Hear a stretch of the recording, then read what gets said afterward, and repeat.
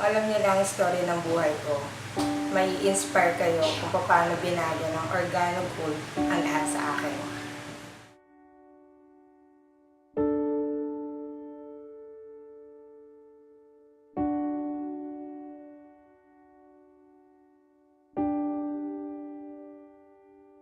Sasagutin ko yun? Hindi, magkwento ko lang. Ito ka, ano ba yung naging buhay mo dati? Before ka pumasok sa Organo?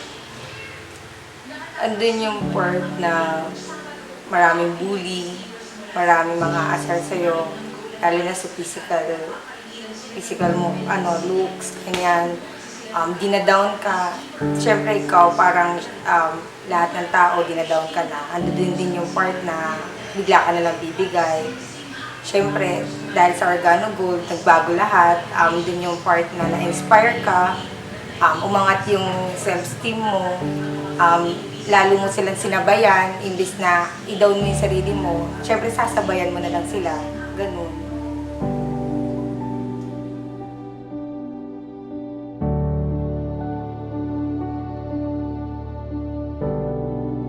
Alam mo ba, sa bawat 10 negosyo na tinatayo dito sa Pilipinas, 4 lang ang nagsosurvive at 2 lang ang nagtatagumpay ng bonggang-bongga. Kaya naman, dapat maging mautak tayo sa pagpili ng negosyong tatayin natin. Ang dami-dami produkto ng Organo Gold.